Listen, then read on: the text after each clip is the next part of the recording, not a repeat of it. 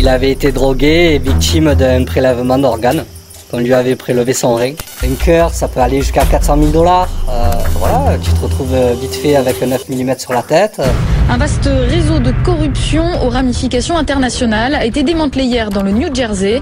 Une quarantaine d'élus locaux et 5 rabbins ont été arrêtés. Ils sont accusés de corruption et de trafic d'organes. On nous emmène en Égypte. Ce pays est l'un des plus confrontés au monde au trafic d'organes. 5 médecins kosovars condamnés pour trafic d'organes au Kosovo. La situation internationale est très préoccupante et malheureusement la différence notable entre les besoins de greffe et le nombre beaucoup plus faible d'organes disponibles contribue à alimenter de manière structurelle le trafic international. Allô? Rendez-vous dans 30 minutes à l'adresse que je t'ai envoyée par mail. Je suis stressé, un truc de fou. Comme vous savez, j'ai pas l'habitude de réaliser ce genre de vidéo, donc merci à tous ceux qui like, commentent et partagent. Pour tous ceux qui veulent faire une interview, n'hésitez pas à me contacter au mail qui s'affiche à l'écran ou sur les réseaux sociaux de Psycho-Show. Donc là, je suis en train de me rendre à l'adresse indiquée sur le mail et on va voir comment ça se passe pour la suite.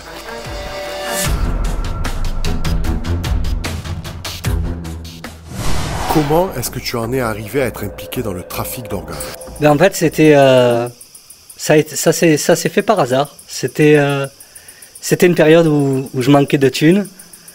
J'avais grand besoin d'argent. Et c'était une période où je traînais avec des mecs qui n'étaient pas trop recommandables.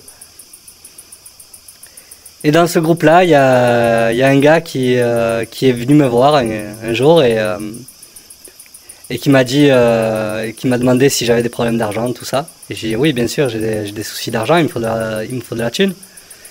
Il me dit bah, si tu veux, je connais l'ami d'un ami qui va forcément pouvoir t'aider.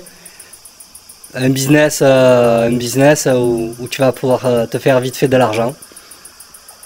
J'ai dit ben pas de problème, hein. Moi j'ai pas réfléchi parce qu'il me fallait des sous. Hein. Il me donne un numéro que je devais appeler. Le lendemain je l'ai appelé. Et il m'a simplement dit, voilà, j'ai demandé si c'était risqué, c'était quoi exactement ce travail qu'il me proposait. Et il m'a dit que c'était très simple, qu'il fallait simplement que je rabatte des gars dans des chambres et en essayant si possible de les droguer. Alors sur le coup, c'est vrai que ça m'a fait peur. J'ai dit, bon, j'avais un peu d'appréhension, j'ai dit dans quoi je m'envoie. Je sais pas trop c'est quoi ce business de fou là. Et après, tu sais, quand tu as besoin affreusement d'argent, ben, tu te poses pas la question. Et comme je traînais beaucoup dans le milieu de la nuit, je connaissais certaines filles que je rémunérais à la passe, si tu préfères. Donc je les envoyais, j'en avais quelques-unes, j'en avais peut-être 5-6. Et je les envoyais au bord des plages, dans les boîtes de nuit. Et la seule chose que je leur demandais, c'était d'essayer de trouver le gars le plus ivre possible, qui se pose pas trop de questions. Et de les accompagner dans leur chambre. Où là, finalement, grâce avec un verre d'alcool ou quoi que ce soit, mettait un somnifère dedans. Et elle attendait que le gars boive son verre, s'endorme. Et de là, il fallait qu'elle m'appelle pour que moi, ensuite, j'envoie une équipe faire le travail. Après, moi, j'en savais pas plus. Moi, c'était simplement mon taf. Essayer de trouver des gars, les mettre drogués dans les chambres. Et après, moi, mon travail s'arrêtait là. Est-ce que tu savais que c'était pour du trafic d'organes ou tu n'étais pas au courant? Non, les premiers temps, j'étais pas au courant. C'est les premiers mois, j'étais pas au courant. C'est simplement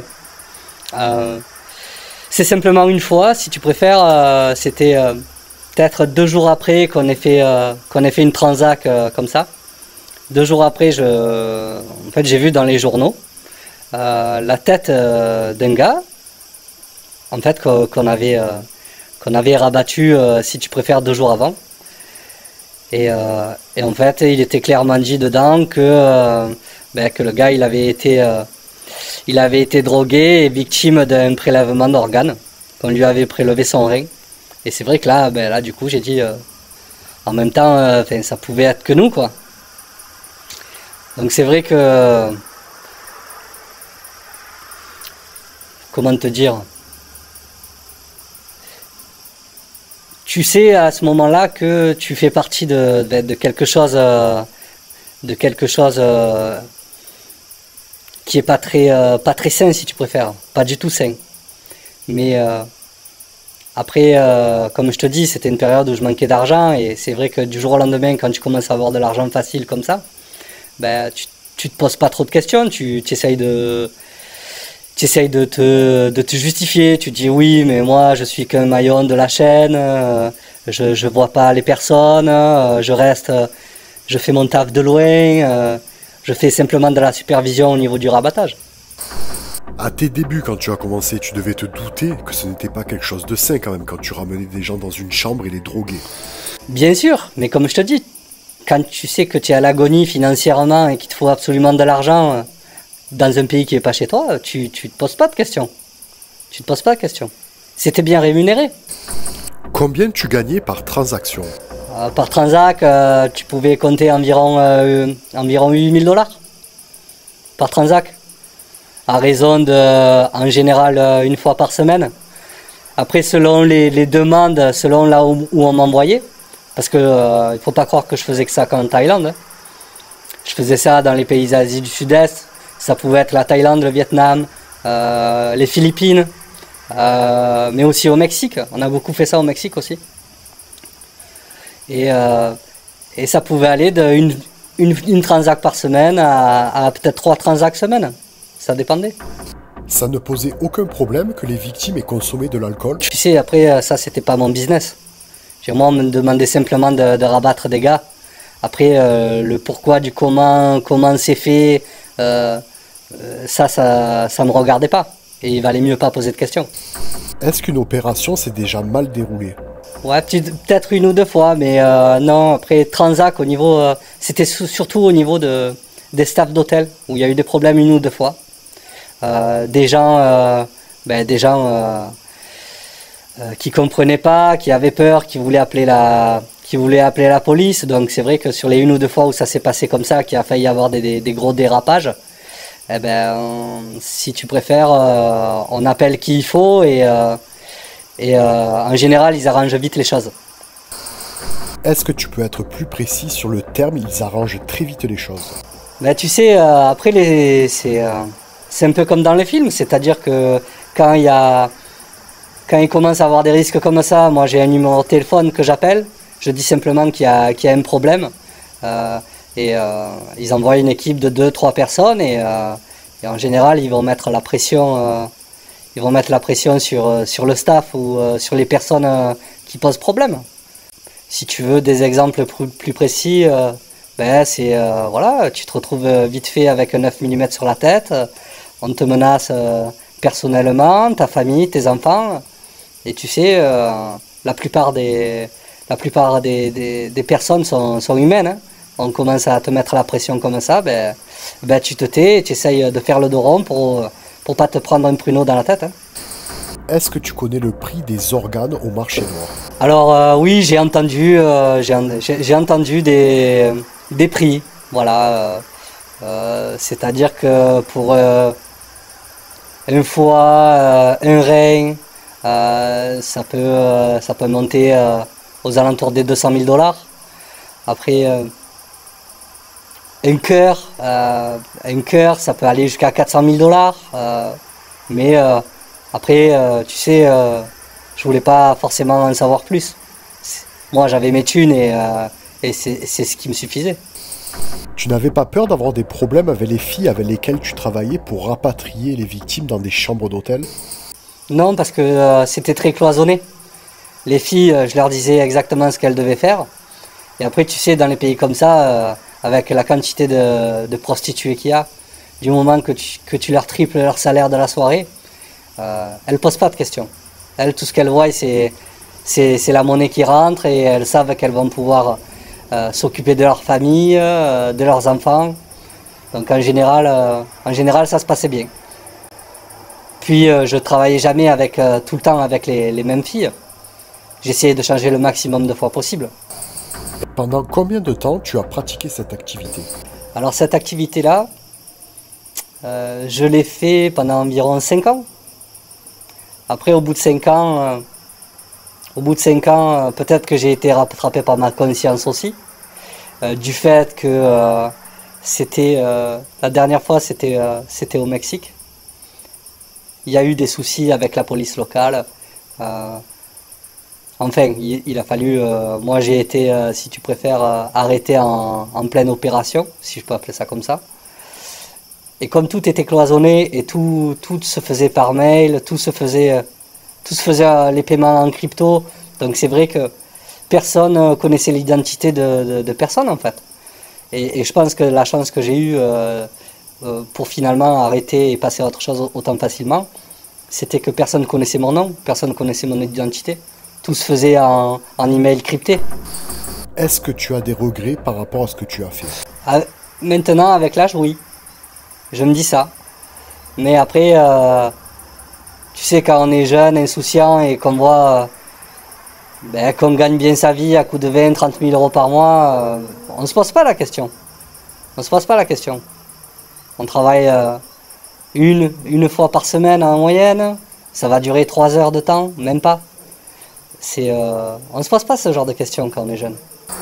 À l'heure actuelle, qu'est-ce que tu fais dans ta vie? Je voyage. Avec le temps, avec l'argent que j'ai gagné, j'ai investi à droite, à gauche. Et maintenant, les choses font que j'ai plus besoin de travailler. Concrètement, j'ai plus besoin de travailler, mais c'est vrai que j'ai gardé de bonnes connexions en Asie. Du coup, j'ai quelques business en Asie qui me rapportent pas mal d'argent, en tout cas assez pour vivre correctement. Et je suis si on peut dire, en retraite anticipée. Est-ce que tu en sais un peu plus sur les personnes qui dirigent ces organisations? Alors comme je te dis, il valait mieux pas poser de questions. Mais c'était clairement pas une organisation où à la tête il y avait des gens locaux, des Asiatiques ou des Mexicains. C'était plus, je pense personnellement que c'était plus des gars de l'Est. Je pense que c'était des gars de l'Est qui évoluaient finalement dans des pays étrangers pour finalement peut-être être le moins repérable possible ou quelque chose comme ça. Mais je pense que c'était des gars de l'Est, ouais. Quand tu as voulu arrêter, est-ce que tu as eu des problèmes avec les dirigeants ou tu as pu arrêter du jour au lendemain? Comme je te dis, c'était très cloisonné, tout était crypté, le moindre email, jamais d'adresse, toujours si c'était téléphone, des téléphones jetables. Tu sais, en général, j'avais simplement à retenir 2-3 numéros pour faire mon job. Donc ces numéros, tu les retiens de tête et chaque fois que tu dois faire une OP un soir, tu changes de portable, tu prends un nouveau portable. Et de toute façon, les numéros, tu les retiens par cœur. Donc c'est vrai que moi, jamais parlé de vive voix avec un de mes chefs ou qui que ce soit. Donc c'est vrai que ça s'est arrêté, si je peux dire, du jour au lendemain comme ça. Je voudrais revenir sur les hôtels. Comment est-ce que ça se passait? Tu avais des chambres d'hôtel réservées spécialement pour ça ou comment ça se passait en fait? Si tu veux, c'était un organisme qui était quand même vachement bien étoffé. Parce que où qu'on allait, dans les villes où nous on opérait, on connaissait peut-être, je sais pas, une trentaine d'hôtels où les staffs qui gagnaient pas beaucoup d'argent marchaient avec nous. Pareil, les gars des staffs, tu sais, quand un mec il arrive avec une gonzesse dans un hôtel à 2-3 heures du matin, en général à l'accueil, il y a peut-être qu'une personne. Et ces 2-3 personnes qui font le roulement les nuits, l'organisation les tenait. Donc c'est vrai qu'en général, comme je te dis, on n'avait jamais aucun souci avec ça.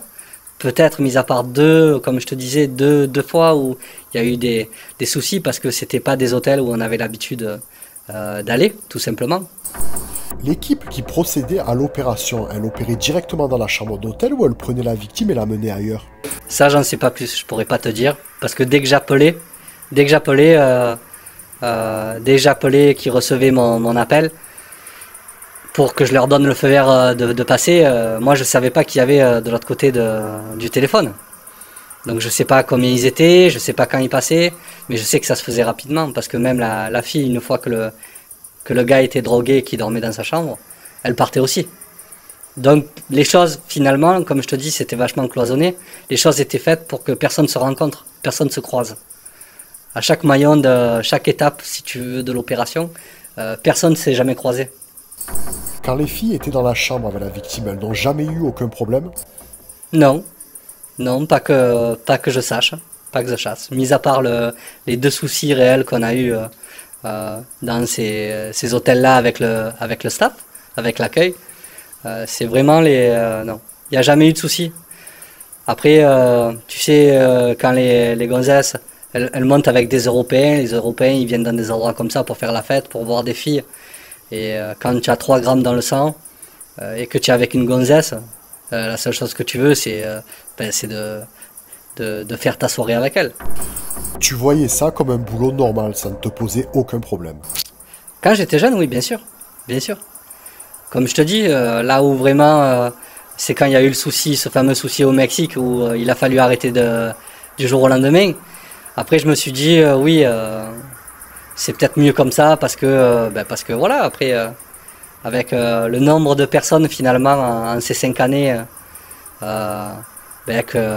a, si je pourrais dire, arnaqué. C'est vrai que, voilà, avec l'âge, tu comprends les choses, et c'est surtout quand tu n'as plus besoin d'argent. Quand tu n'as plus besoin d'argent, tu sais que finalement, c'est pas la meilleure solution pour faire ta vie.